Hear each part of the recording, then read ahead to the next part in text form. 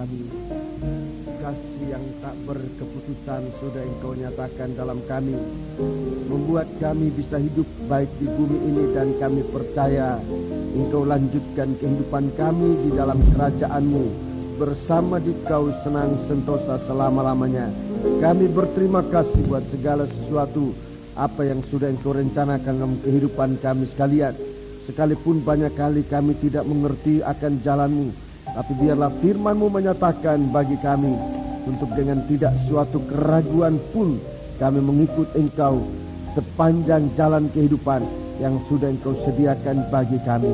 Saat ini kami akan mendengarkan firman-Mu, tapi kami menyadari bahwa dari kami tidak ada kemampuan yang cukup untuk bisa mendengar dengan baik, untuk bisa mengerti firman-Mu. Tetapi hanya Roh-Mu yang suci yang dapat menolong kami. Sebab itu sebelum firman-Mu disampaikan, lebih dahulu kami datang merendahkan diri kami. Biarlah Engkau yang memimpin kami dalam kuasa Roh-Mu yang suci, mengurapi kami, baik hamba-Mu yang menyampaikan firman-Mu maupun sidang jemaat seluruhnya, untuk kami tidak salah dalam mendengarkan firman-Mu, tapi kami mengerti rencana-Mu oleh karena pertolongan-Mu ya Tuhan. Kuasa-kuasa kegelapan yang selalu mau menggoda kami, mengacaukan konsentrasi kami, mengganggu kami saat mendengarkan firman-Mu Tuhan, kami mau panggil nama Engkau buat usirkan segala setan itu di dalam nama Tuhan Yesus Kristus. Segala roh jahat, setan, kami ikat, kami perintahkan kamu semua dalam nama Yesus, pergi. Darah Yesus yang berkuasa. Terima kasih Bapa, haleluya. Terima kasih. Segala puji hormat dipersembahkan hanya bagi Engkau dalam nama Tuhan Yesus Kristus. Haleluya. Amin.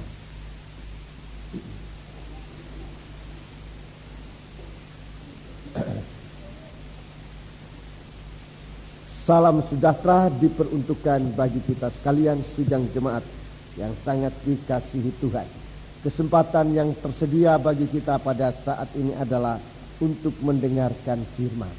Kita sudah memuji Tuhan, kita sudah mempersembahkan persembahan kita, dan saatnya kita akan mempersilahkan Tuhan untuk berbicara dalam kita masing-masing. Ada banyak hal-hal yang kita butuhkan, yang kita tidak mengerti, yang bahkan mungkin sudah merupakan suatu pertanyaan, suatu masalah, suatu persoalan yang tidak terjawab. Biarlah firman Tuhan akan berbicara dalam kita masing-masing. Hanya berikanlah penghormatan kita kepada Tuhan dengan sikap yang tepat dalam mendengarkan firman Tuhan, dan firman Tuhan disampaikan di dalam nama Tuhan Yesus Kristus. Haleluya. Puji Tuhan. Kitab Wahyu pasal yang keempat. Kitab Wahyu pasal yang keempat. Kita sementara memeriksa tentang aktivitas kerajaan surga yang di dalam Alkitab ini, saudara-saudaraku, digambarkan begitu dahsyat, seperti kilat. Seperti kilat itu speednya yang tinggi, seperti bunyi guruh yang menderu, suatu bobot, suatu gerakan, suatu kegiatan yang punya bobot, punya berat, punya arti yang sangat dalam. Dan kemudian dikatakan juga dia jelas, dia terang, menyala-nyala bagaikan obor di hadapan tahta Tuhan. Jadi inilah cara Allah bekerja, dengan speed tinggi dan suatu pekerjaan, satu aktivitas yang mempunyai arti. Dalam hal ini dia berbobot bagaikan guntur yang menderu, guruh yang menderu, tetapi semuanya dalam keadaan jelas. Tuhan mau bekerja bagi kita dengan cara yang sangat jelas, asal saja kita mau menyerahkan diri kita kepada Tuhan, dan Tuhan akan memberikan kita suatu penjelasan akan tujuannya Ia mengerjakan kehidupan kita sekalian. Terpuji nama Tuhan. Dan mari sekarang kita akan lanjut melihat aktivitas kerajaan surga ini Saudara-saudaraku, ada dua aktivitas kerajaan surga. Dalam Bible Study kita sudah mendengar yang pertama, kesucian. Di surga ada kesucian. Di dunia ini, tepatnya di dalam gereja Tuhan, ada penyucian. Tuhan sedang mengerjakan penyucian dalam kehidupan kita, dan penyucian ini bertujuan untuk kita bisa menyembah Allah. Penyucian untuk membawa kita kepada kemampuan untuk menyembah Allah dalam roh dan dalam kebenaran. Itu aktivitas yang kedua yang ada di surga. Di surga ada penyembahan kepada Allah. Di bumi ini juga harus ada penyembahan kepada Allah. Dan di akhir zaman ini, saudara-saudaraku, saya ingin beritakan kepada kita untuk diwaspadai bahwa di hari-hari akhir ini penyembahan di dalam gereja Tuhan mau diserobot oleh setan untuk menyampaikan suatu penyembahan yang palsu. Mari kita membaca dalam kitab Wahyu pasal yang ke-13. Ini penyembahan yang sedang dilancarkan oleh setan di dalam dunia ini. Bagian ini nanti akan dijelaskan, tapi untuk sementara tidak ada ruginya kita membaca bagian ini untuk kita mengetahui bagaimana setan bekerja untuk menyerobot kegiatan kerajaan surga di dalam sidang jemaat. Wahyu pasal 13. Wahyu pasal yang ke-13 ayat yang ke-11. Mulai ayat 11 dan sampai dengan ayat yang ke-17. Dan aku melihat seekor binatang buas lain keluar dari dalam bumi dan bertanduk dua sama seperti anak domba, dan ia berbicara seperti seekor naga. Ya, ini jelas palsu. Sebab bentuknya lain di luar, di dalamnya lain. Itu artinya palsu. Tidak cocok luar dan dalamnya. Ini kepalsuan. 12. Dan seluruh kuasa binatang yang pertama itu dijalankannya di depan matanya. Ia menyebabkan seluruh bumi dan semua penghuninya menyembah binatang pertama yang luka parahnya telah sembuh. Iya, binatang pertama dengan tanda tidak mati tetapi juga tidak bangkit. Luka yang membawa mati tetapi tidak mati. Jadi tidak mati, tidak bangkit, ini juga tidak benar. Sedang Tuhan benar-benar mati, dia benar-benar bangkit. Jadi Tuhan itu punya tanda mati dan bangkit. Sedang binatang ini, saudara-saudaraku, memamerkan kuasa dari keadaan tidak mati tetapi juga tidak bangkit. Untuk selanjutnya tidak bisa masuk dalam kemuliaan. Ini juga palsu. Terus, dan ia mengadakan tanda-tanda yang dahsyat. Iya, ada tanda dahsyat. Bahkan ia menurunkan api dari langit ke bumi di depan mata semua orang. Iya, soal tanda-tanda dia mampu lakukan.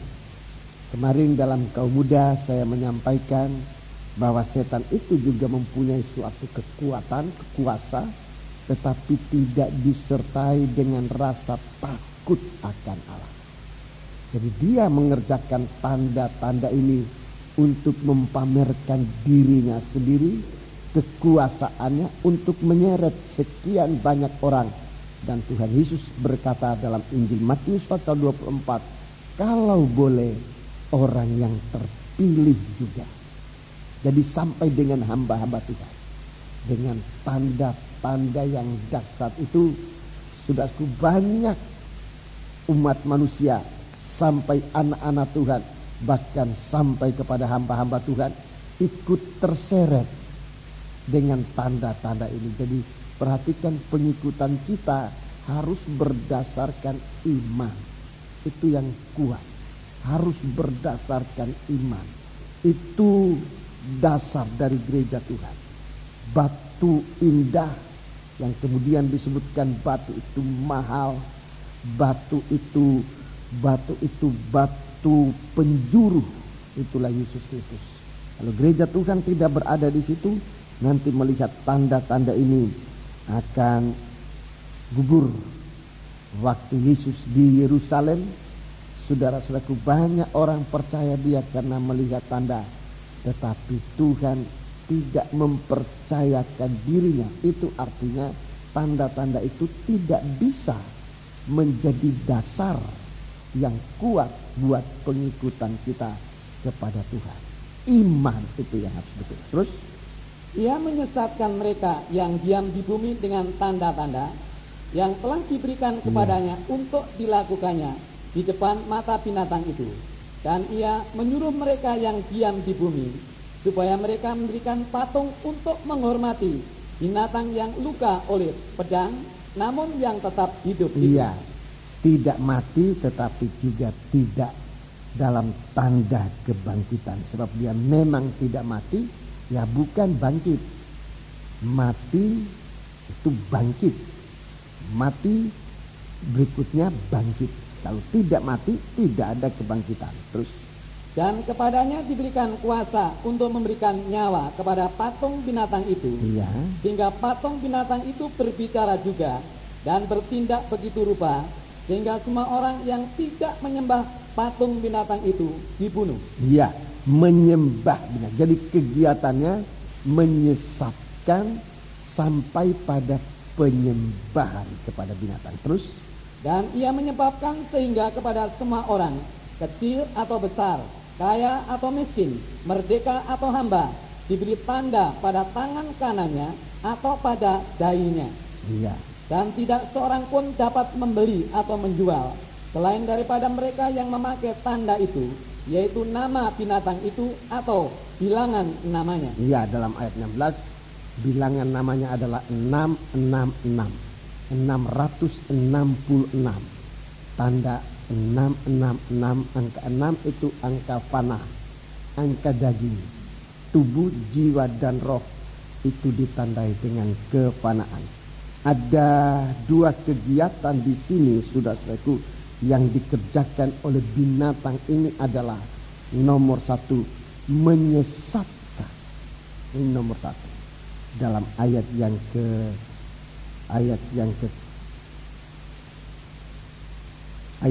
ke-14, menyesatkan. Ini ayat ke-14. Ayat 12, untuk menyembah binatang. Jadi kegiatan ini sasarannya kepada gereja Tuhan. Pengajaran palsu sasarannya kepada gereja Tuhan. Itu sasarannya. Jadi bukan kepada dunia yang tidak mengenal Tuhan, itu memang berada dalam tangan dari kuasa kegelapan.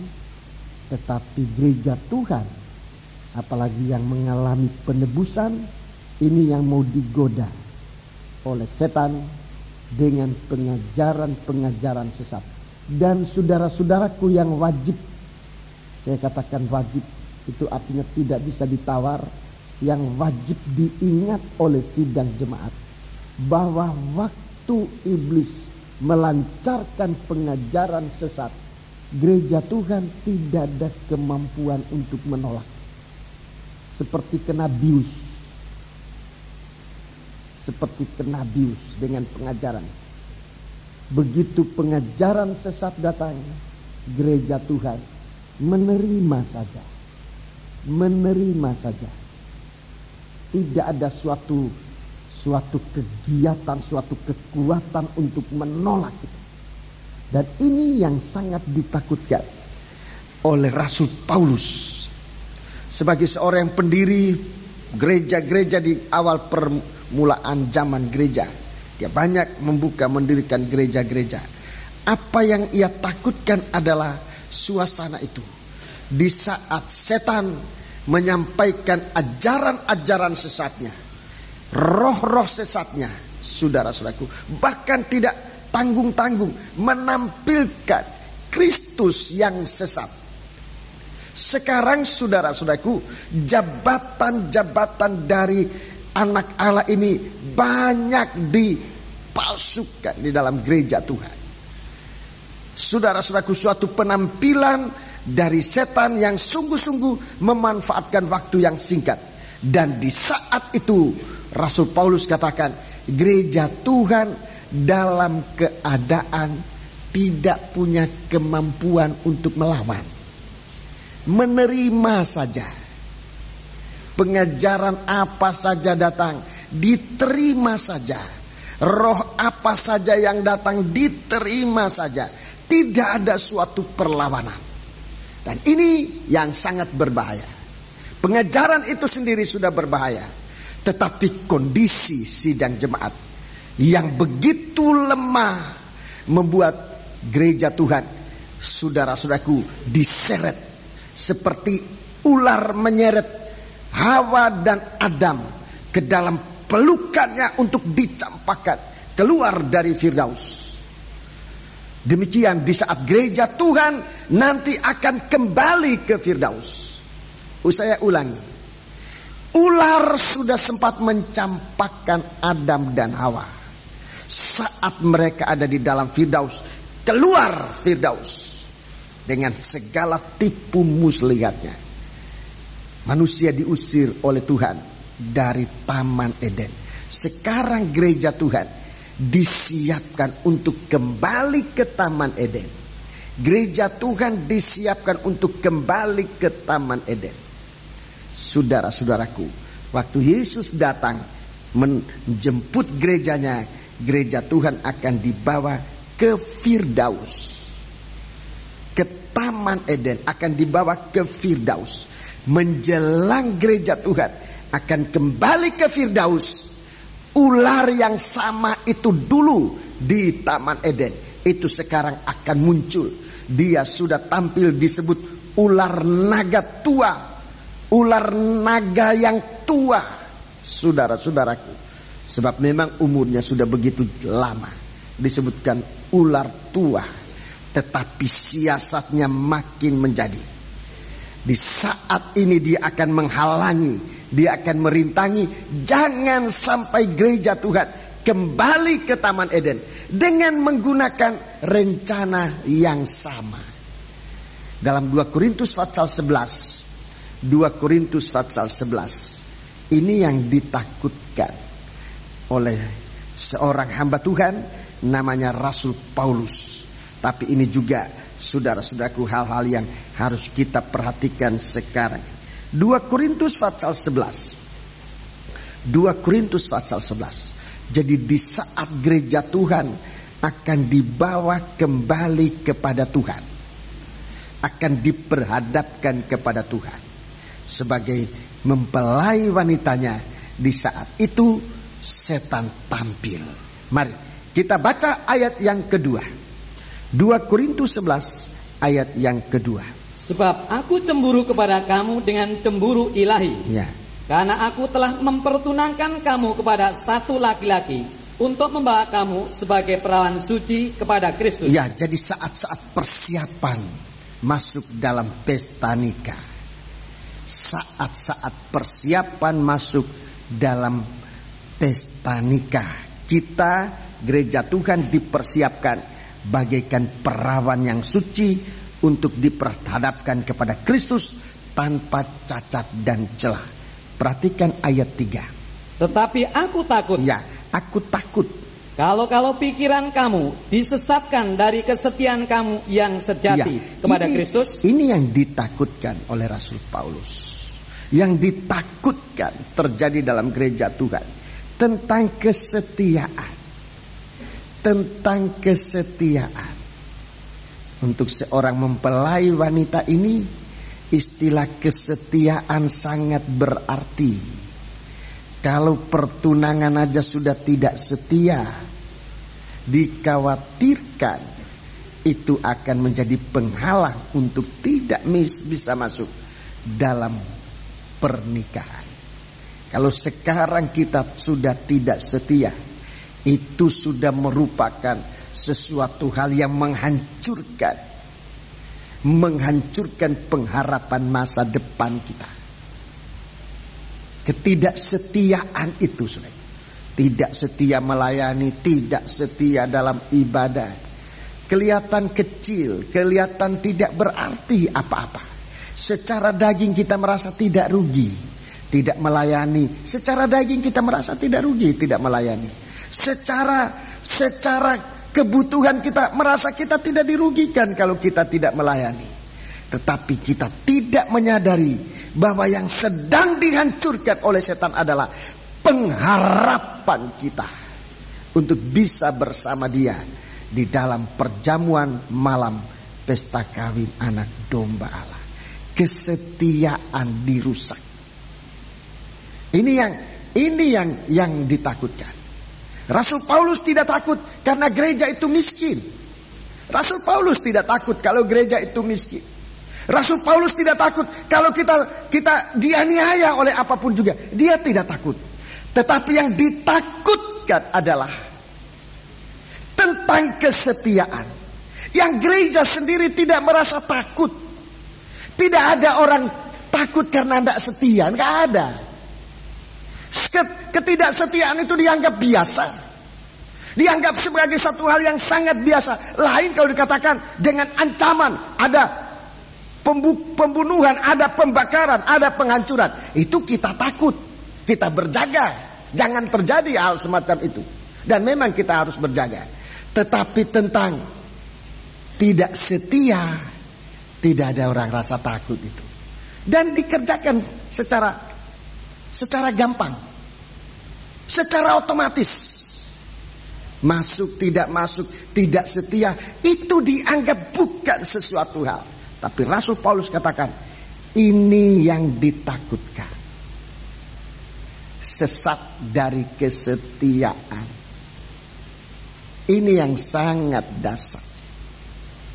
Tetapi aku takut kalau pikiran kamu disesatkan dari kesetiaan kamu yang sejati kepada Kristus. Justru ini yang paling bahaya.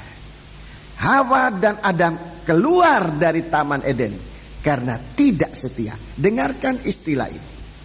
Hawa dan Adam atau Adam dan Hawa keluar dari Taman Eden oleh karena tidak setia.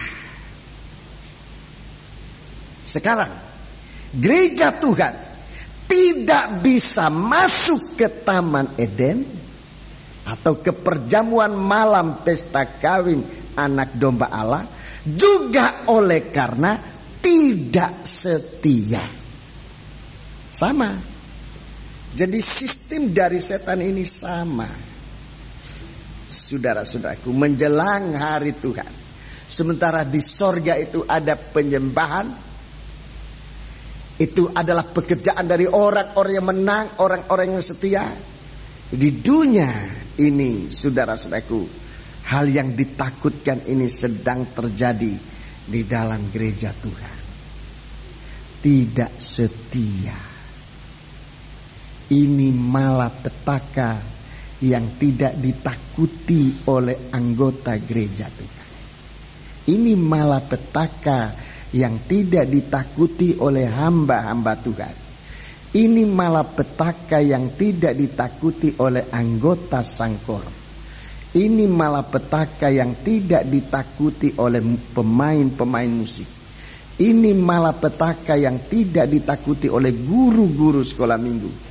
Ini malapetaka yang tidak ditakuti oleh pengerja-pengerja, para tua-tua, dan teristimewa peringatan buat seorang gembala, seorang hamba Tuhan. Tidak setia.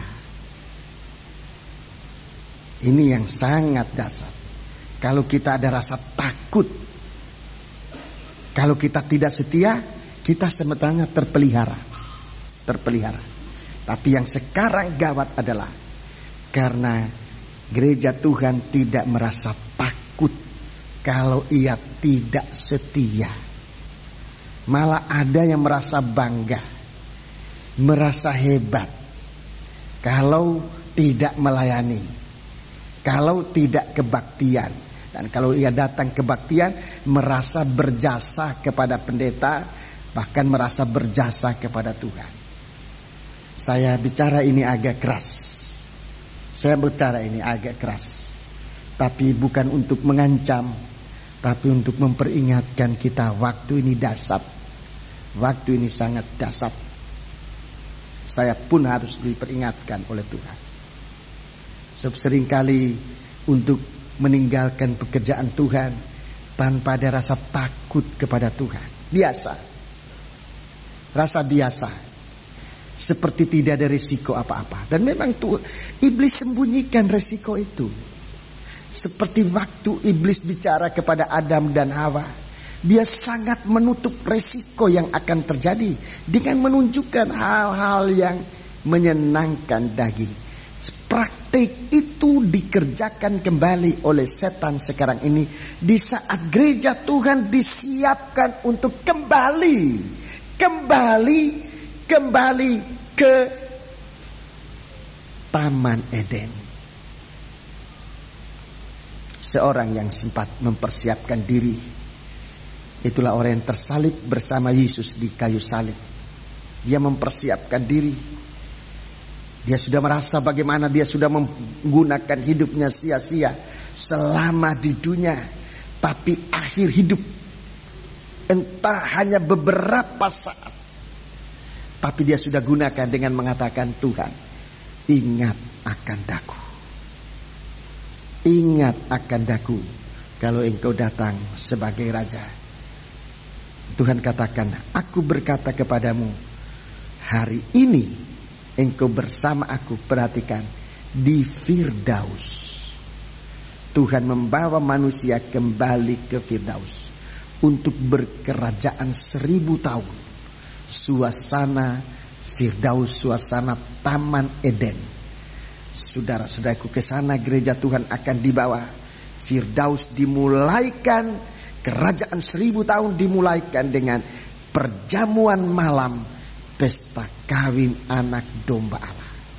Berbahagialah orang yang masuk, diundang pada perjamuan malam, pesta kawin anak domba Allah. Firdaus adalah kerajaan mempelai. Kerajaan 1000 tahun, kerajaan mempelai yang berpesta, saudara-saudaraku. Dan ini yang Rasul Paulus katakan, aku takut kalau pikiran kamu disesatkan dari kesetiaan. Ini perlu digarisbawahi di hati kita. Takut kalau tidak setia. Jadi kita menuntut sekarang kesetiaan. Takut kalau tidak bisa berbakti. Takut kalau tidak bisa melayani. Sekalipun apa yang ditawarkan oleh setan mungkin jauh lebih indah, saudara-saudaraku, untuk daging ini. Tetapi kalau itu mengakibatkan kita tidak setia beribadah, mengakibatkan kita tidak bisa setia melayani Tuhan, kita harus perhitungkan, saudara-saudaraku. Dan perkataan ini tidak untuk menjebak siapapun juga. Dan kalau Tuhan memberikan saya keberanian untuk berbicara ini, tidak ada maksud sedikit pun dalam hati ini untuk menjebak seseorang, tidak. Tetapi maksudnya adalah supaya kesetiaan ini kita pertahankan. Jauh lebih mahal harganya dari apapun yang ditawarkan oleh setan, sekalipun itu sangat mahal untuk dunia ini ataupun sangat indah. Kesetiaan. Ulangi ayat 3 ini. Tetapi aku takut kalau pikiran kamu disesatkan dari kesetiaan kamu yang sejati kepada Kristus. Iya, perhatikan. Sama seperti Hawa diperdayakan oleh ular itu dengan kelicikannya. Iya, dengan kelicikannya. Menyesatkan dengan kelicikannya. Saudara perhatikan ayat 4. Sebab kamu sabar saja. Ya, perkataan sabar di sini bukan dalam arti kasih, ya. Kasih itu adalah panjang sabar. Tetapi penolakan, tidak mampu menolak, nerima aja. Nerima aja. Perkataan sabar di sini itu artinya nerima aja. Kamu kok nerima aja? Coba. Sebab kamu menerima saja. Iya. Jika ada seorang datang memberitakan Yesus yang lain. daripada yang telah kami beritakan? Iya, terus? Atau memberikan kepada kamu roh yang lain daripada yang telah kamu terima? Iya, terus? Atau Injil yang lain? Injil yang lain daripada yang telah kamu terima? Iya, terima kasih, sampai di situ. Jadi ini yang ditakutkan. Ini yang ditakutkan di hari-hari ini, di mana pengajaran sesat yang disampaikan oleh binatang buas yang timbulnya dari bumi ini, saudara-saudaraku, sementara gereja Tuhan dalam kondisi tidak berdaya. Gereja Tuhan menerima saja pengajaran apa aja, diterima saja oleh gereja Tuhan. Tidak punya suatu kemampuan untuk menolak, seperti Adam dan Hawa. Di Raja Daud dia mempunyai suatu kemampuan untuk menolak. Coba kita baca di dalam kitab Mazmur 119. Kitab Mazmur 119. Kitab Mazmur pasal 119. Kita baca ayat 9 sampai dengan ayat yang ke-11. Ini kekuatan gereja Tuhan. Mulai dari anak-anak muda sampai dengan siapapun juga. Ayat 9. Dengan apakah seorang muda mempertahankan kelakuan suci? Iya. Dengan menjaganya sesuai dengan firman-Mu. Iya, terus? Dengan segenap hatiku aku mencari Engkau. Ya, ini setia. Dengan segenap hatiku aku mencari Engkau. Janganlah biarkan aku menyimpang dari perintah-perintah-Mu. Iya, 11. Dalam hatiku aku menyimpan janji-Mu. Dalam hatiku aku menyimpan firman-Mu, supaya aku jangan berdosa terhadap Engkau. Ya, terima kasih. Jadi inilah yang harus kita lakukan. Menyimpan firman Tuhan. Menyimpan firman Tuhan.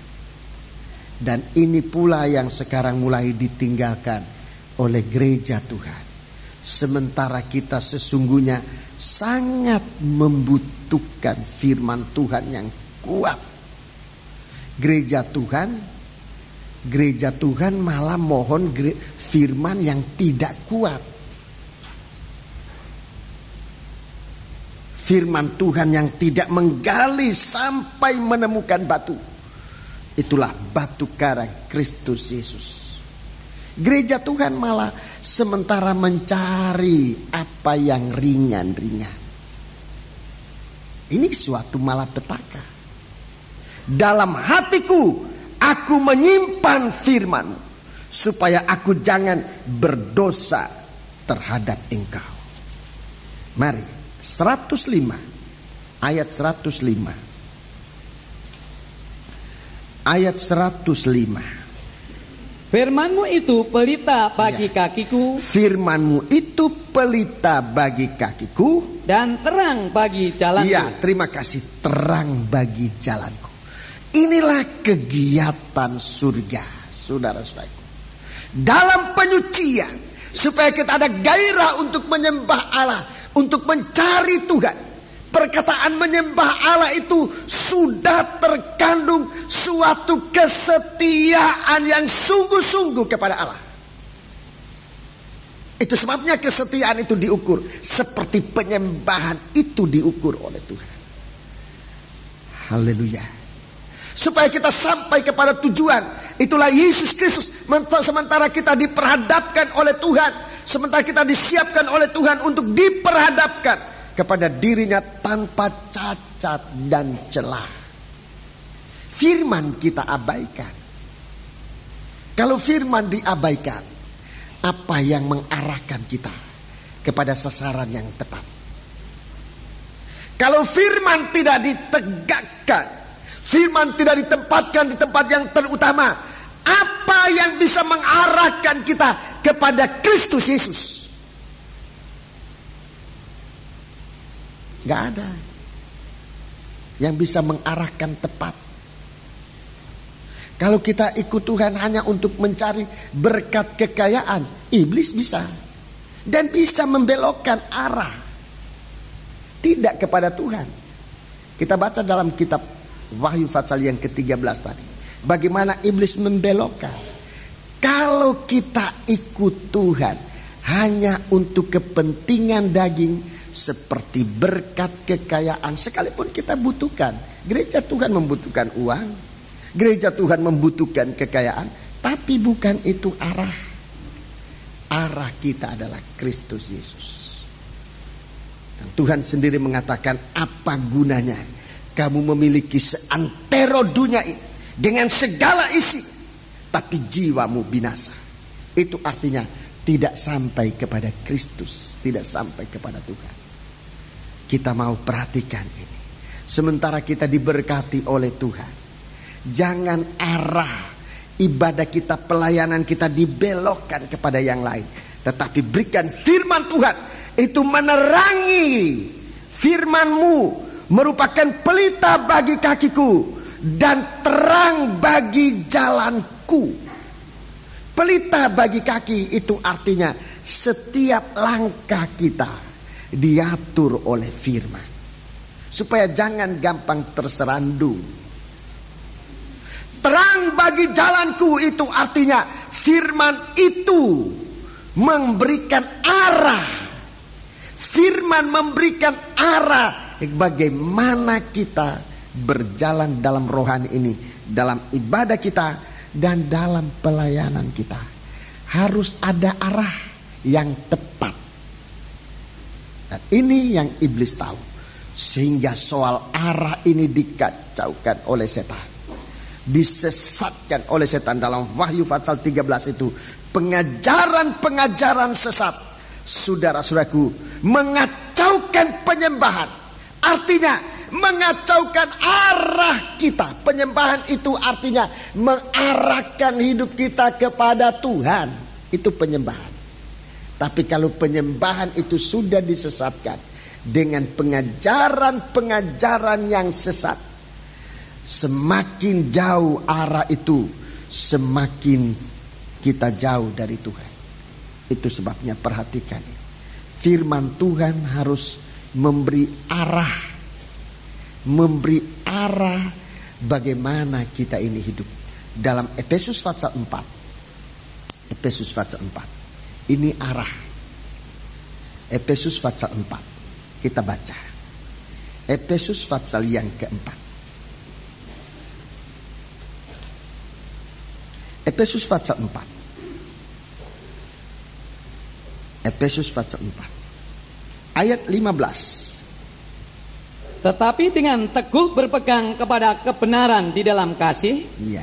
kita bertumbuh di dalam segala hal ke arah Dia. Iya, bertumbuh dalam segala hal ke arah Dia. Kristus yang adalah kepala. Iya, terima kasih. Ini sasaran akhir. Kristus sebagai kepala. Ini arah. Ini arah kita. Hanya firman Allah yang dapat memberikan kita arah ini. Hanya firman Allah yang dapat memberikan arah pertumbuhan kita ke arah Dia, Kristus yang adalah kepala. Itu arah. Kristus adalah kepala bagi tubuhnya. Ini arah, ya. Kristus adalah imam besar dalam ibadah. Waktu Bible Study saya bicara banyak soal itu. Kristus adalah mempelai laki-laki bagi gereja Tuhan, mempelai wanitanya. Kristus adalah raja bagi kerajaannya yang terdiri dari para raja-raja dan imam-imam. Ini arah. Ini arah yang terakhir. Tapi dalam Efesus pasal 4 ini, saudara-saudaraku, dalam Efesus pasal 4 ini, saudara-saudaraku, sebelum kita sampai kepada arah tujuan terakhir dalam penyembahan untuk kita bisa menempatkan Kristus sebagai kepala, maka lebih dahulu, saudara-saudaraku, di dalam ayat 1. Mari kita baca ini. Saya ingin tunjukkan. Ini arah sasaran yang sekarang kita sudah bisa capai. Ini arah yang kita sudah bisa capai sekarang. Mari, mulai ayat pertama. Sebab itu aku menasihatkan kamu, aku, orang yang dipenjarakan karena Tuhan, supaya hidupmu sebagai orang-orang yang telah dipanggil, berpadanan dengan panggilan itu. Iya, jadi kita ini dipanggil punya tujuan. Tujuan apa kita dipanggil? Tadi kita sudah mendengar tujuan akhir adalah untuk menjadi mempelai wanita, menjadi tubuhnya. Itu arah terakhir. Supaya Kristus menempatkan diri sebagai kepala atas kehidupan. Itu tujuan panggilan Tuhan. Baca terus. Hendaklah kamu selalu rendah hati, Ya.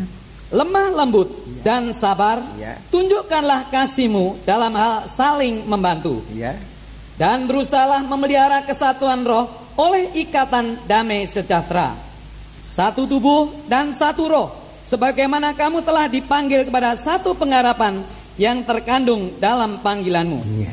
Satu Tuhan, satu iman, satu baptisan, satu Allah Bapa dari semua, Allah di atas semua, dan oleh semua, dan di dalam semua. Iya, terus. Tetapi kepada kita masing-masing telah dianugerahkan kasih karunia menurut ukuran pemberian Kristus. Iya, terus. Itulah sebabnya kata Nas, tatkala ia naik ke tempat tinggi, ia membawa tawanan-tawanan, ia memberikan pemberian-pemberian kepada manusia. Bukankah ia telah naik, berarti bahwa ia juga telah turun ke bagian bumi yang paling bawah? Ia yang telah turun, ia juga telah naik jauh lebih tinggi daripada semua langit untuk memenuhkan segala sesuatu. Dan ialah yang memberikan baik rasul-rasul maupun nabi-nabi, baik pemberita-pemberita Injil maupun gembala-gembala dan pengajar-pengajar, untuk memperlengkapi orang-orang kudus bagi pekerjaan pelayanan, bagi pembangunan tubuh Kristus, sampai kita semua telah mencapai kesatuan iman dan pengetahuan yang benar tentang anak Allah, kedewasaan penuh dan tingkat pertumbuhan yang sesuai dengan kepenuhan Kristus. Ya, sampai di situ. Sampai di situ, ya. Jadi kita lihat di sini ada sasaran yang sekarang dapat kita capai. Tujuan akhir adalah menerima Kristus sebagai kepala. Ini tujuan akhir, ya. Tujuan akhir menerima Kristus sebagai kepala. Tapi yang dapat kita capai sekarang adalah yang ini, saudara. Tujuan yang dapat kita capai sekarang adalah kesatuan. Suatu kesatuan. Ini yang dapat dicapai. Saudara, dengarkan baik-baik, saya akan bicara tentang persekutuan ini, tentang kesatuan. Sebab kesatuan ini pun dikacaukan oleh setan. Bukan hanya untuk tidak bersatu, itu salah satu pekerjaan setan, untuk mengacaukan sasaran gereja Tuhan. Tapi lebih dalam dari itu, begitu liciknya setan, saudara-saudaraku, sehingga kita harus waspada terhadap ini. Jadi nanti kita akan menerima Kristus sebagai kepala. Itu sasaran akhir. Tapi sasaran yang kita sudah bisa capai sekarang adalah kesatuan.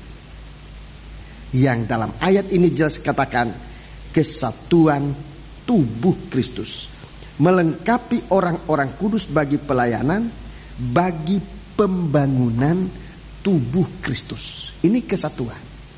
Kesatuan tubuh Kristus. Itu tujuan. Itu tujuan. Jadi saudaraku, kalau saya gambarkan ini tujuan terakhir Kristus sebagai kepala, saudara-saudaraku, maka sekarang ini sebelum kita sampai kepada Kristus sebagai kepala, maka kita harusnya sudah bisa mencapai kesatuan tubuh Kristus ini. Itu harus menjadi sasaran pelayanan kita. Dalam ayat-ayat ini disebutkan satu ini. Itu suatu gambaran bagaimana telitinya kesatuan di dalam tubuh Kristus ini. Satu kesatuan ini, saudaraku. Itu sebabnya mari kita perhatikan di mana kita sudah dipersatukan oleh Tuhan, agar jangan diceraikan oleh manusia. Apa yang dipersatukan oleh Tuhan, jangan diceraikan oleh manusia, oleh siapapun juga. Oleh hakim tidak harus menceraikan kita. Oleh penguasa apapun juga jangan menceraikan kita.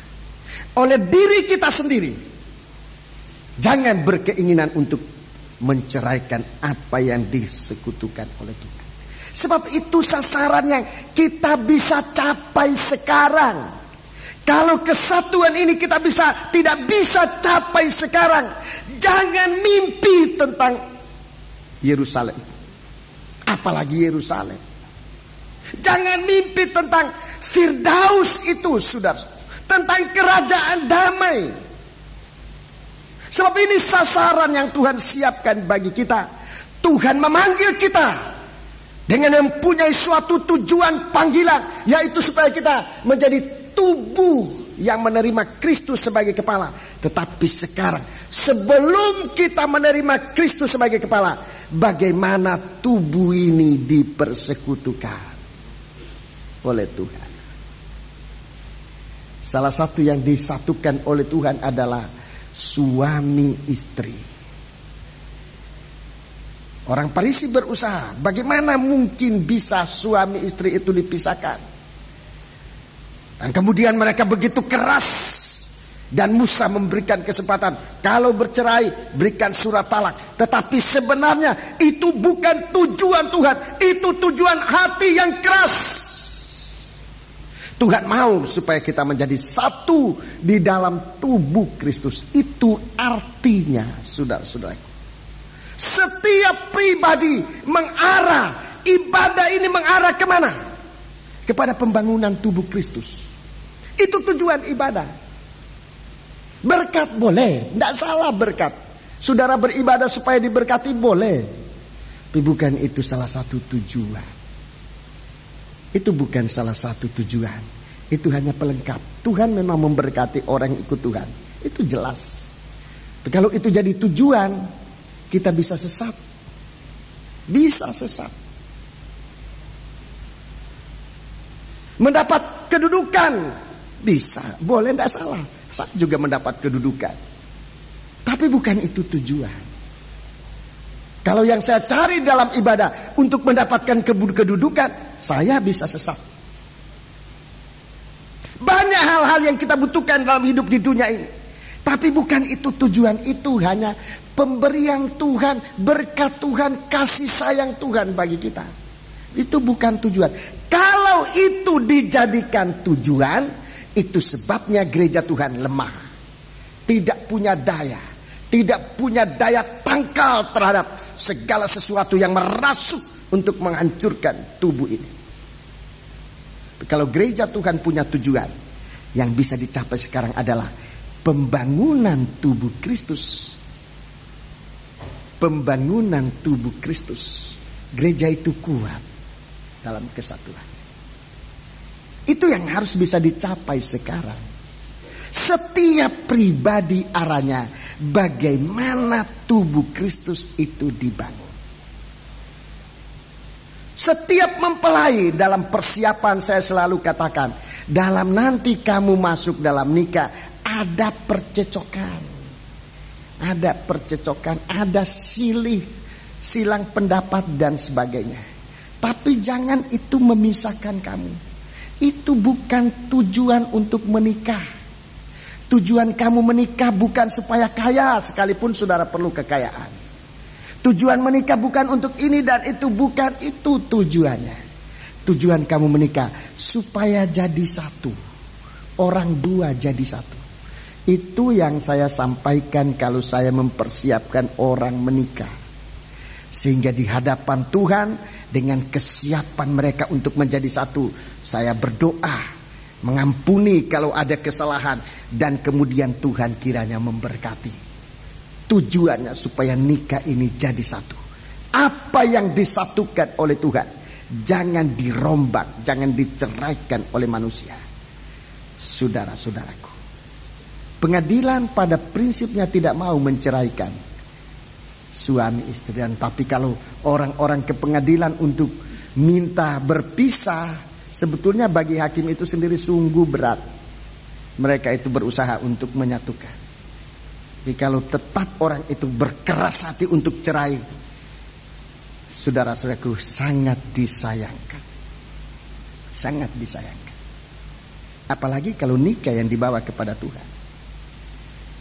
Itu berarti kita langsung berhadapan dengan Tuhan. Kalau sudah langsung berhadapan dengan Tuhan, saya ingin tanya, siapa pembela kita? Siapa yang bisa membela kita? Itu perlu dipertimbangkan, diperhatikan baik-baik. Sementara Tuhan memberikan jalan bahwa Tuhan ingin mempersekutukan kita. Kalau kita hidup baik di bumi ini sudah tidak ada pembela, apalagi nanti di akhirat kita. Saudara-saudaraku, dengan sangat berat, tapi saya harus katakan, kasihan hidup itu. Sangat kasihan. Kalau untuk mencari nafkah, apa yang kita bisa makan saja sudah sulit. Coba pikirkan bagaimana kita bisa mendapatkan hidup yang sebenarnya, yang bukan dari makanan, yang bukan dari perkara dunia ini, tapi hanya bisa kita terima dari Tuhan. Kalau kita sudah berani menantang Tuhan, apa yang kita bisa peroleh? Sementara aktivitas kerajaan surga ini suatu penyembahan, artinya suatu keadaan mempersiapkan diri untuk menerima Dia sebagai kepala.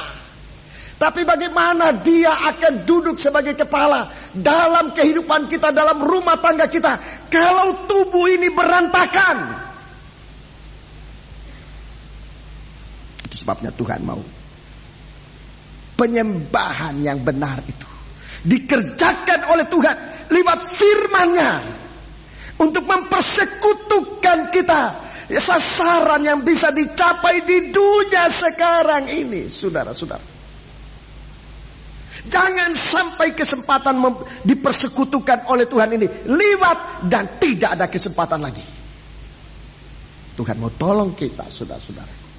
Kalau kita benar-benar merindukan Tuhan, aku mempersiapkan diri ini hanya untuk Engkau. Nikah untuk Tuhan. Kita lihat di dalam ayat-ayat ini, Tuhan rela datang. Dia dari tempat yang tinggi. Bukankah Ia yang telah naik itu berarti bahwa Ia telah turun ke bagian bumi yang paling bawah? Dia dari tempat yang paling tinggi, saudara-saudara, datang ke bumi ini dan bahkan mati, turun sampai di bagian yang paling bawah. Tuhan lihatkan, tunjukkan kegiatan surga, saudara-saudaraku, untuk memungkinkan manusia ini bisa menyembah Allah. Ia harus rela tinggalkan surga, datang ke bumi ini. Untuk apa? Supaya manusia bisa menyembah Allah. Kalau bukan supaya manusia bisa menyembah Allah dalam arti yang paling dalam, Dia tidak perlu datang di bumi. Dia tidak kurang penyembah-penyembah di sorga. Malaikat-malaikat menyembah Dia. Bukankah Ia yang telah naik berarti bahwa Ia juga telah turun ke bagian bumi yang paling bawah? Ia yang telah turun, Ia juga telah naik jauh lebih tinggi daripada semua langit untuk memenuhkan segala sesuatu. Ia dari tempat yang paling tinggi. Kalau di sini ada orang merasa dia paling hebat, paling tinggi kedudukannya, paling banyak hartanya, paling tinggi kepandaiannya, Tuhan masih lebih tinggi dari engkau. Dia lebih tinggi dari segala-galanya. Dia turun di bumi yang paling bawah.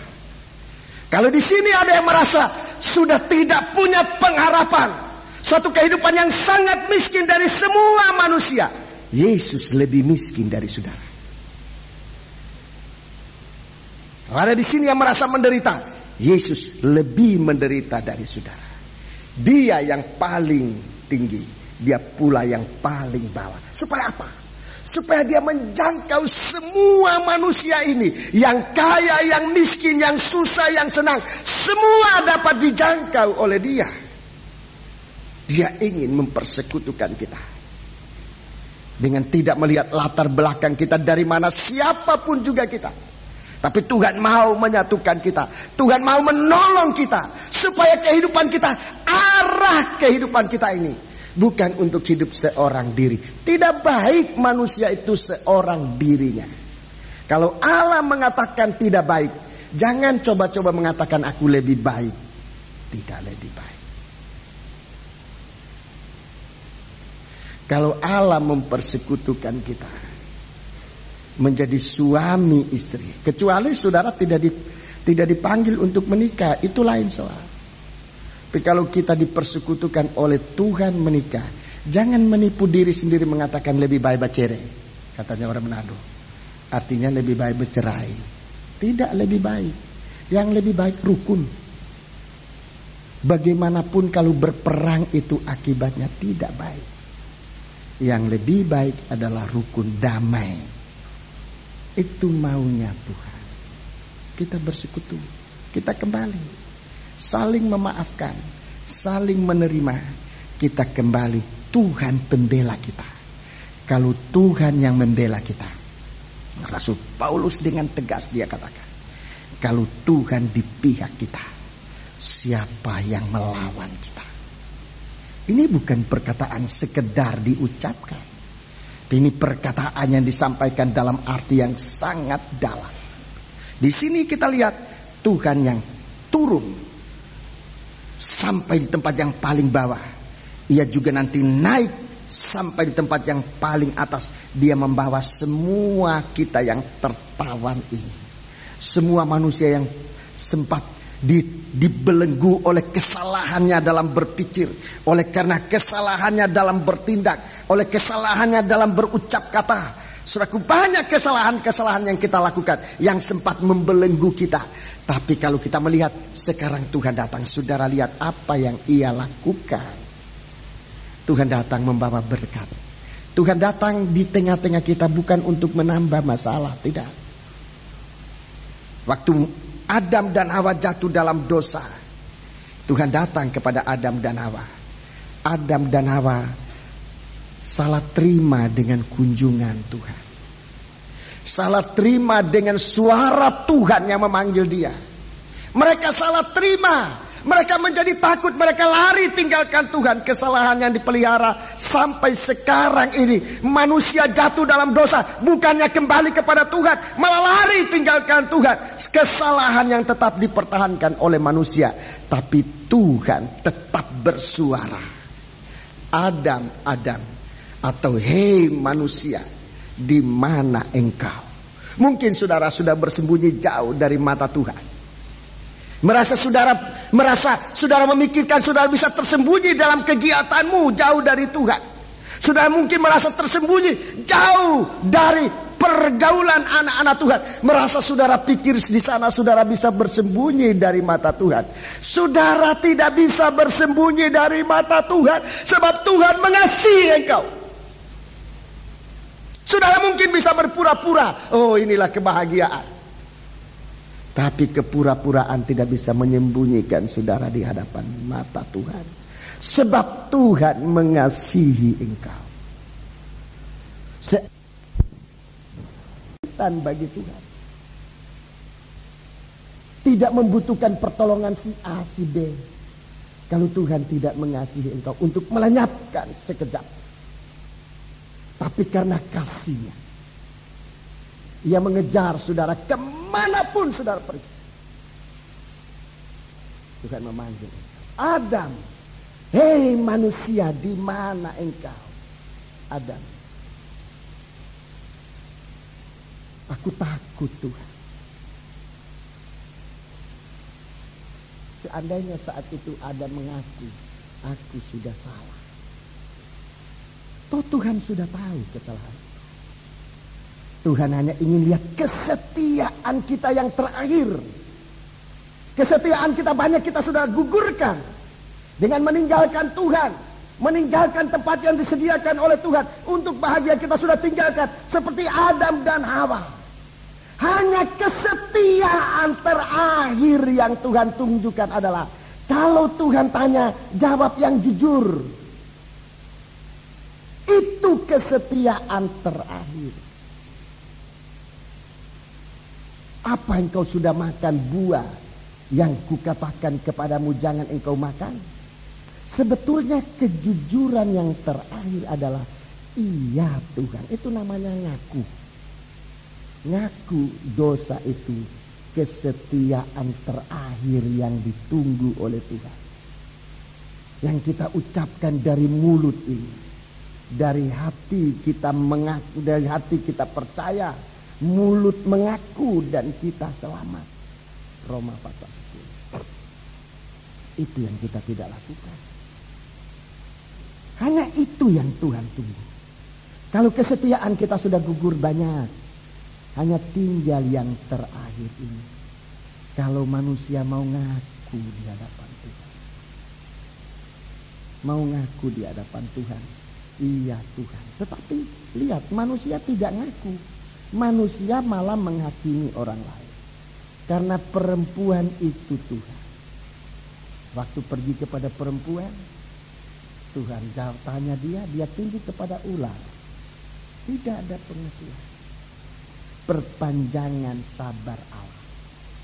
Rasul Petrus katakan dalam 2 Petrus pasal 3. Gunakan perpanjangan sabar Allah ini bagimu sebagai kesempatan untuk beroleh selamat. Saudara-saudara, tujuan kita untuk dipersekutukan oleh Tuhan. Dia datang, dia membawa karunia-karunia. Dia membawa karunia-karunia. Yesus datang membawa karunia-karunia bagi setiap orang. Karunia ini dari Roh Kudus. Ini pengajaran mempelai. Karunia itu dari Roh Kudus. Dia memberi jabatan-jabatan. Jabatan dari Allah Anak. Di sini dikatakan ada rasul, ada nabi, ada pemberita Injil, ada gembala dan pengajar-pengajar. Ini jabatan dari Allah Anak. Jadi kita lihat saudaraku, untuk menyelamatkan manusia ini Allah bekerja secara full. Allah Anak dengan jabatan-jabatan. Semua kita ini punya jabatan. Di dalam rumah Allah banyak tempat. Itu sebabnya tidak usah rebutan jabatan. Tidak usah rebutan kedudukan dalam rumah Allah. Sebab begitu banyak jabatan-jabatan. Seringkali jabatan ini diperebutkan oleh karena pengaruh daging. Saudara-saudara, kalau jabatan itu bisa dipilih oleh daging, maka daging akan memilih jabatan yang paling terhormat. Tapi Tuhan membagi-bagikan jabatan bagi kita. Bagaimana kita memandang kesempatan memilih, menerima dari Tuhan apa yang Tuhan berikan kepada kita sekarang. Banyak kali sesuatu jabatan diperebutkan. Di dalam ladang Allah, kedudukan sebagai gembala ini lain kali diperebutkan. Gembala ini, untuk mengatur kedudukan sebagai gembala, ini banyak kali kita menemui kesulitan. Apalagi kalau disangkut pautkan dengan organisasi, saudara-saudaraku, banyak kali diperebutkan. Padahal kedudukan itu dari anak Allah.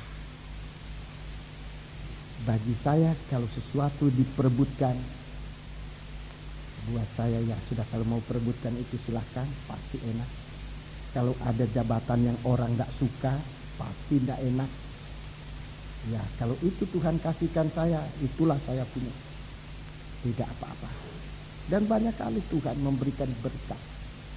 Sebab kita menerima apa yang Tuhan berikan kepada kita. Jangan rebutan. Itu bukan sistem pelayanan kita mengarah kepada Kristus sebagai kepala. ibadah yang mengarah kepada Kristus sebagai kepala. Kita harus tinggal dalam persekutuan dalam tubuh Kristus. Ini terdiri dari banyak jabatan-jabatan. Dalam Alkitab ini jelas diterangkan tentang tangan, tentang kaki, tentang telinga, tentang mata. Bahkan bagian tubuh yang paling kecil pun, selama dia berada dalam tubuh, dia berguna bagi Tuhan. Jadi jabatan-jabatan itu dari Allah amat. Tapi setiap jabatan dilengkapi oleh Tuhan. Perhatikan, dilengkapi oleh Tuhan dengan karunia-karunia dari Roh El Kudus. Setiap jabatan dilengkapi dengan karunia Roh El Kudus. Untuk apa? Supaya kita mampu melakukan tugas kita. Supaya kita mampu, seorang anggota Sangkor, saudara-saudaraku, berdoa supaya saudara diberikan kemampuan untuk menyanyikan nyanyian. Roh Kudus akan memberikan karunia bisa menyanyi. Tapi jangan ikutkan daging. Kalau ada latihan nggak mau, daging capek, saudara nggak bisa terima karunia. Kalau ada masa latihan, saudara nggak mau latihan, bagaimana saudara bisa dapat karunia? Sebab saudara tidak setia. Setia dari yang kecil. Yang kecil itu saudara mau. Itu sudah kecil. Mau nyanyi, sekalipun tidak bisa nyanyi, mau nyanyi. Setia dengan kemauanmu. Ada yang melatih, mau melatih, begitu juga sang musik perlu latihan-latihan. Mau main musik tapi tidak mau berlatih, bagaimana bisa dapat karunia? Kalau ada masanya berlatih, ya berlatih. Itu tanda kesetiaan. Itu tanda kesetiaan. Dari kemauanmu, mau diajar, mau dilatih, sampai engkau menjadi orang yang bisa dipakai. Bisa dilatih. Bisa diberikan kesempatan. Menjadi seorang hamba Tuhan, dilatih. Ada latihannya. Disuruh kerja. Setiap saat harus bisa menjalankan tugas. Itu latihan. Para siswa, jangan ada suara. Kalau disuruh kamu pembukaan, oh saya tidak bersedia. Tidak ada waktu persiapan. Hamba Tuhan itu harus siap 1 kali 24 jam. Pembukaankah bahwa firmankah? Kalau saudara bisa dilatih, satu waktu jabatanmu akan dilengkapi oleh Tuhan dengan karunia Roh Kudus untuk sewaktu-waktu bisa tampil dalam melayani Tuhan. Sebab tujuan kita untuk satu kesatuan di dalam membangun rumah Allah, membangun dalam satu kesatuan, perlengkapi orang-orang kudus untuk pembangun pelayanan bagi pembangunan tubuh Kristus. Ini tujuan. Kalau tidak mau dilatih, kita berarti tidak mengarah kepada tujuan itu. Dilatih, saudara, sampai satu waktu kita selalu siap. Sebab apa? Bukan karena kita pandai, tetapi sebagai seorang yang diangkat oleh Tuhan dalam suatu jabatan, kita dilengkapi oleh Tuhan dengan karunia untuk bisa melakukan pekerjaan-pekerjaan. Seorang rasul dilengkapi oleh Tuhan dengan karunia sedikitnya hikmat Allah. Rasul. Seorang nabi dengan nubuat. Nubuat yang benar, bukan ini nubuat ini. Di akhir zaman ini sayang sekali sudah banyak yang palsu. Perhatikan. Seorang penginjil dilengkapi oleh Tuhan dengan kuasa, dengan iman, dengan mujizat. Ini penginjil. Karunianya ini. Kalau tidak punya karunia ini, jangan ngaku-ngaku penginjil. Penginjil itu karunianya iman. Karunianya mujizat. Karunianya kuasa. Ini paling sedikitnya diberikan oleh Tuhan untuk seorang penginjil yang betul-betul diangkat oleh anak Allah sebagai penginjil. Jangan ngangkat-ngangkat diri sendiri. Sebab tidak bisa jadi pendeta, jadi penginjil. Ya penginjil ya pikir jadi penginjil ini lebih bebas. Penginjil itu jabatan dari Allah anak. Jangan ngangkat-ngangkat diri sendiri. Seorang gembala punya karunia dapat menimbang, memberi nasihat. Dia menimbang. Orang-orang akan bertanya, bagaimana om kalau ini. Ini pertimbangan. Itu roh untuk bisa menimbang. Seorang gembala. Seorang guru yang disebutkan pengajar-pengajar diberikan oleh Tuhan suatu pengetahuan, suatu ma'rifat, pengetahuan tentang Alkitab. Dan kalau ia menerangkan firman Allah, saudara-saudaraku, begitu jelas, bukan karena pandainya dia, bukan, tapi karena makrifat. Dia punya sistem, dia punya cara, dia punya pengertian, dia punya pengetahuan yang luas tentang firman Allah. Itu guru yang mengajar, baik dalam sidang jemaat dan diangkat oleh Tuhan mengajar dalam sekolah-sekolah Alkitab untuk mempersiapkan murid-murid bisa menjadi seorang hamba Tuhan. Dibutuhkan. Dan banyak jabatan-jabatan di dalam tubuh Kristus, begitu banyak. Tidak satu pun jabatan itu kalau dia terima dari Allah anak yang tidak dilengkapi oleh karunia. Jabatanmu sebagai pemain musik, sebagai sangkor, sebagai guru sekolah minggu, itu dilengkapi oleh Tuhan. Saya sangat menyenangi anak-anak. Saya senang anak-anak. Kalau saya lihat anak-anak, saya punya stres itu hilang. Itu anak-anak. Tapi kalau disuruh ngajar sekolah minggu, selalu saya gagal. Tidak pernah berhasil seperti orang lain bisa mengumpulkan murid-murid begitu banyak. Saya nggak bisa. Rupanya tidak dipakai oleh Tuhan dalam soal sekolah minggu. Saya harus menghargai saudara yang dipakai dalam mengajar sekolah minggu.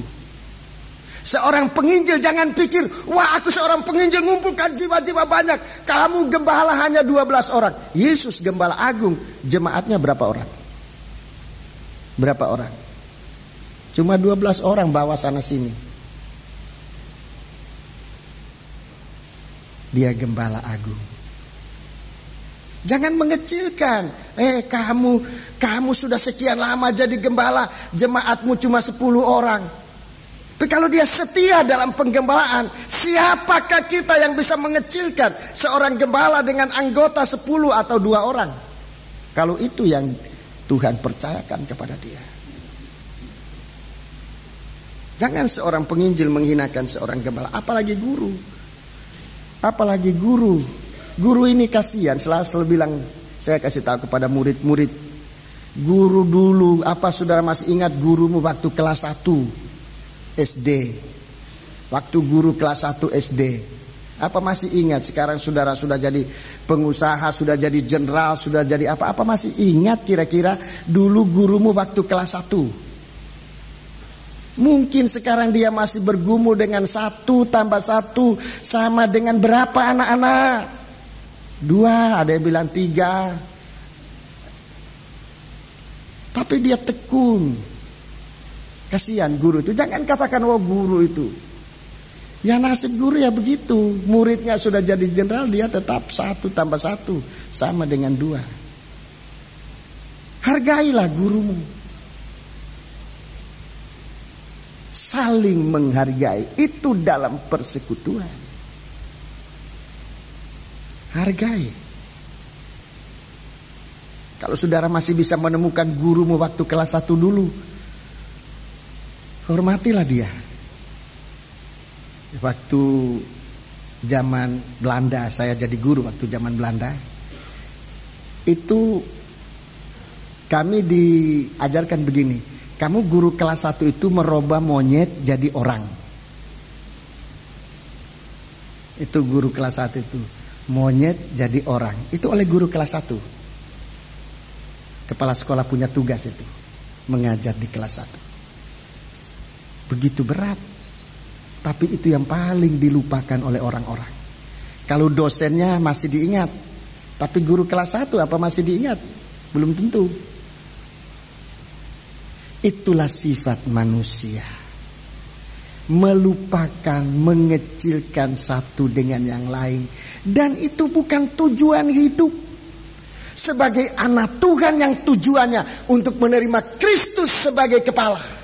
Bagaimana kita menghargai waktu ia datang sebagai seekor anak domba yang mengangkut dosa kita.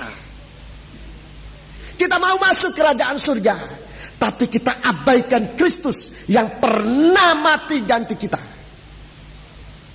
Kita tidak menghargai itu. Kita tidak bisa masuk dalam persekutuan, apalagi menerima Kristus sebagai kepala, kalau sekarang ini kita tidak menghargai korbannya.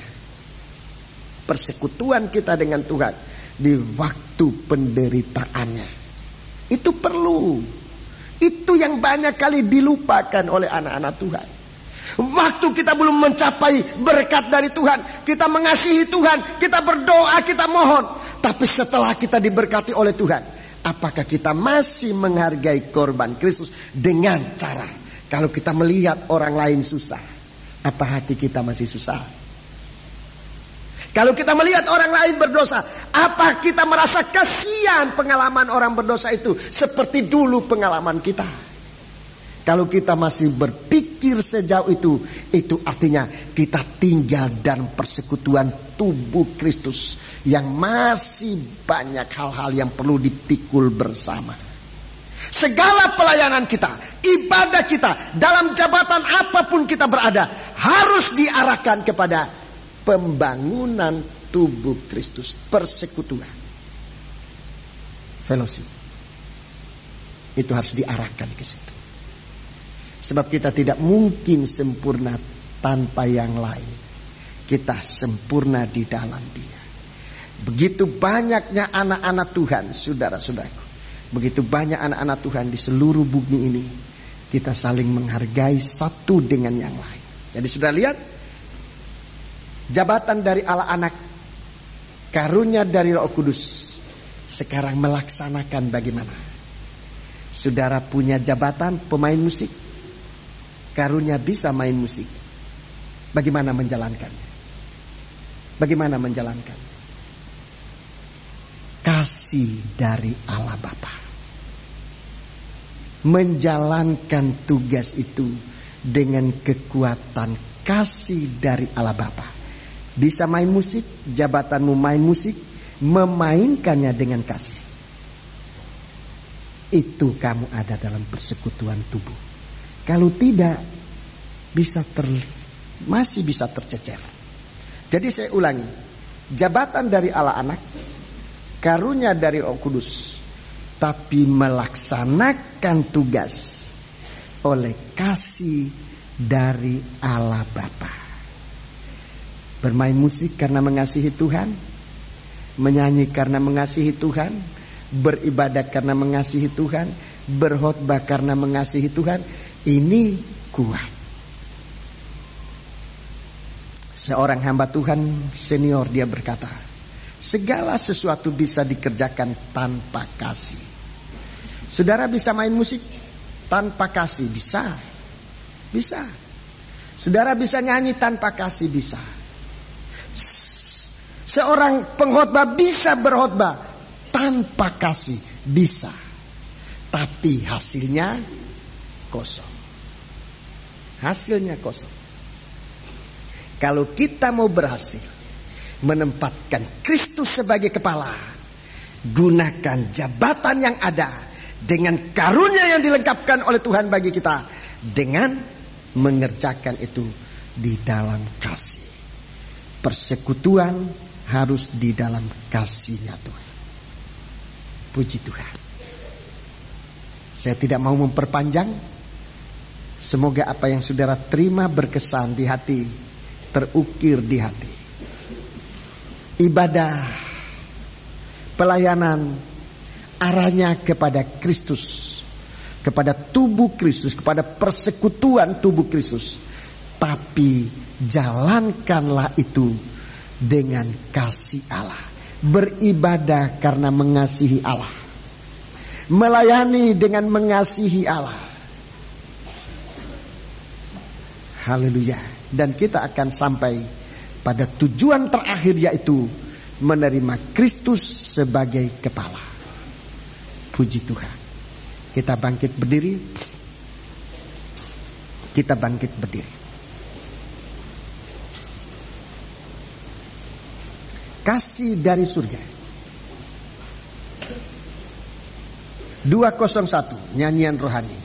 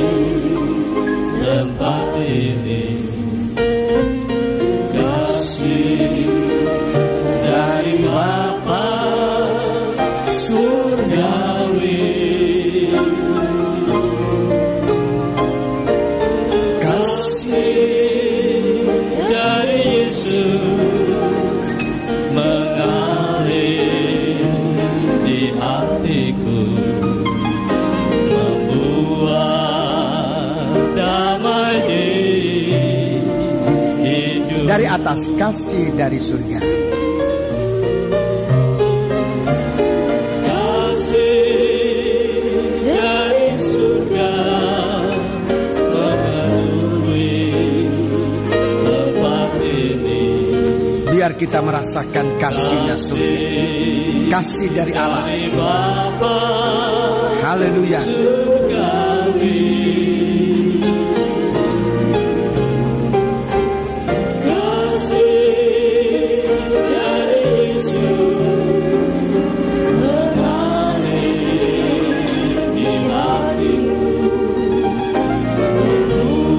Haleluya. Angkat tanganmu dua kali. Terimalah kasih. Haleluya. Jangan lewatkan kasih ini.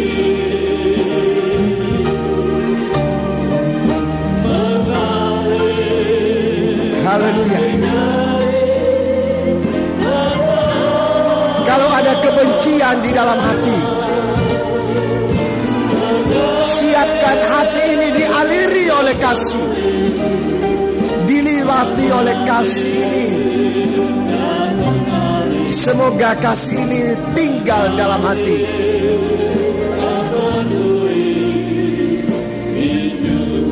Kur.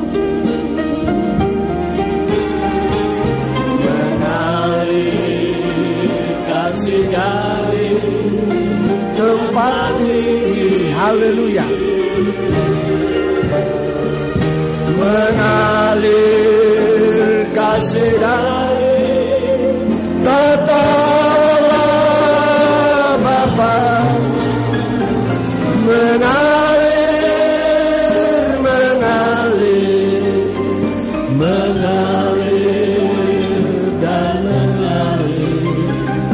mengalir, memenuhi. Kur dengan U.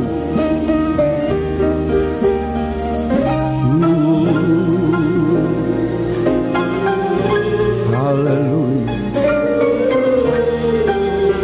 Kalau saudara merasakan kasih Allah menegur saudara dari salah dan dosa, itulah kasih Allah yang merindukan engkau bersekutu dengan Dia. Mungkin Ia menyatakan kesalahan. Mungkin wujudnya kasih Allah itu menasihati engkau. Terima kasih itu dengan ucapan syukurmu kepada Tuhan, dengan ukur. Haleluya.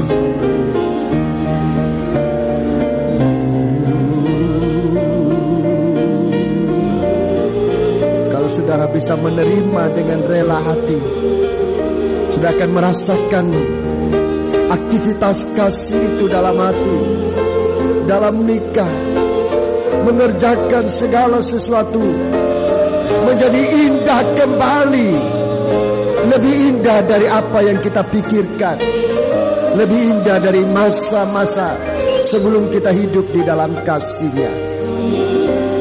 Haleluya, haleluya, haleluya, haleluya. Kita menyembah Dia sementara musik melakukan God.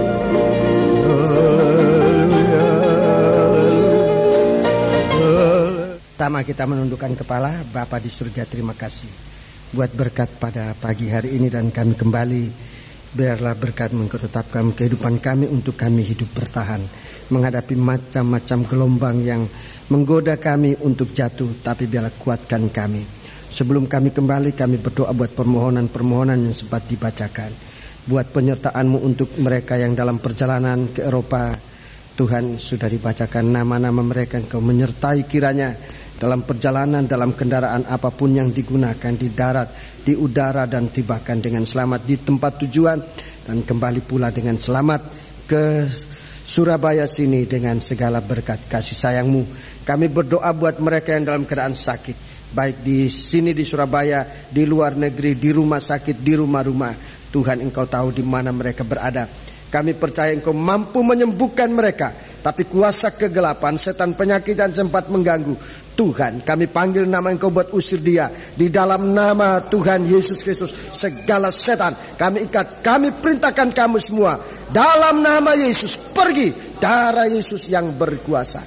Kami juga berdoa buat mereka yang akan masuk dalam ujian, dalam ulangan-ulangan umum. Tuhan, berikan mereka pertolongan, dan mereka berhasil untuk memuliakan nama Engkau Tuhan. Mereka yang membutuhkan pekerjaan, yang terganggu pekerjaannya, usaha dan semuanya, kami doakan Engkau dapat menolong semuanya. Terima kasih. Kemudian Tuhan, kami mengucap syukur atas berkat-berkat yang sudah kami terima dalam perpanjangan umur maupun dalam bentuk pemeliharaan-Mu bagi kami secara jasmani maupun secara rohani. Dalam segala sesuatu kami doakan Engkau tolong. Kami berdoa juga buat sidang jemaat yang baru, baik yang ada di Manila, dalam penggembalaan hamba-Mu yang ada bersama-sama di sini untuk mengikuti pengajaran firman-Mu guna kepentingan penggembalaan. Juga sidang jemaat yang baru di Cepu, kami doakan Engkau tolong Tuhan dalam segala kebutuhannya. Terima kasih Tuhan, terima kasih. Kekasihku sekalian, terimalah anugerah cinta kasih dan berkat Tuhan